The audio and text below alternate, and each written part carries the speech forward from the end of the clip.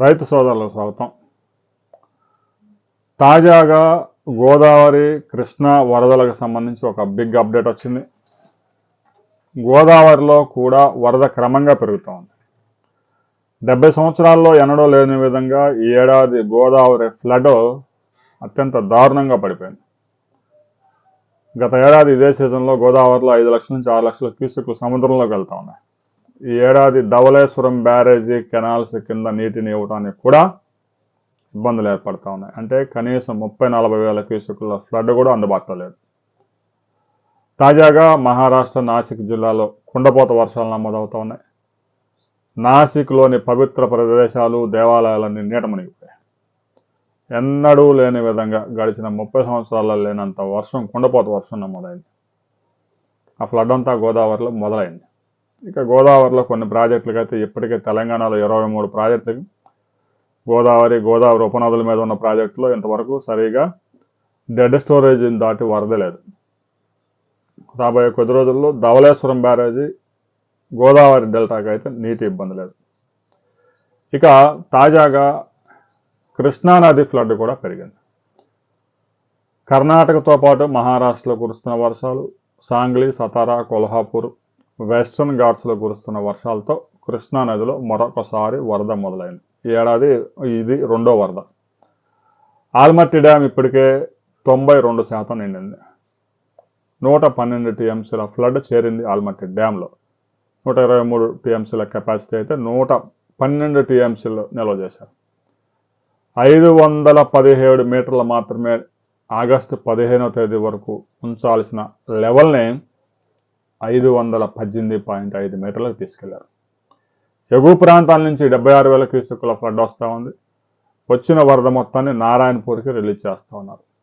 ఆల్మట్టిలో విద్యుత్ ఉత్పత్తి 100 మెగావాట్ల విద్యుత్ ఉత్పత్తి చేసి మరో 15,000 క్యూసెక్కుల వరదని నారాయణపూర్కి రిలీజ్ చేస్తున్నారు. మొత్తం మీద నారాయణపూర్కి 90,000 క్యూసెక్కుల పైగా ఫ్లడ్ వచ్చి చేరుతా ఉంది. నారాయణపూర్ ఆ రిజర్వాయర్ చిన్నది, 37 టీఎంసీలు, ఇప్పటికే 30 టీఎంసీలు ఫ్లడ్ చేరింది.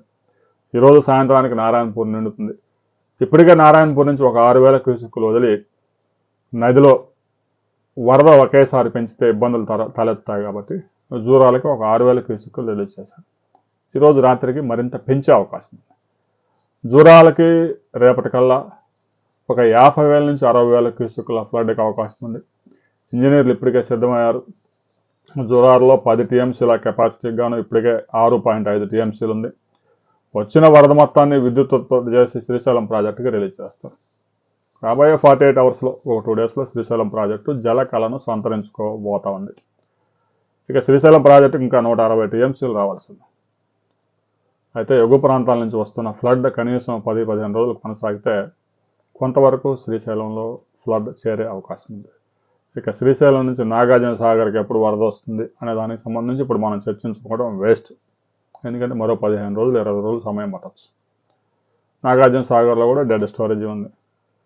140 టీఎంసీలు ఉన్నా అందులో 10 టీఎంసీలు మాత్రమే ఉపయోగించుకోవడానికి పనికొస్తాయి. 130 టీఎంసీలు డెడ్ స్టోరేజ్లో ఉన్నాయి. ఆ 10 టీఎంసీలు కూడా తాగునీటి అవసరాల కోసం ఉపయోగిస్తూ ఉన్నారు. పులిచింతల రిజర్వాయర్ 30 టీఎంసీలు పైగా ఉన్నాయి.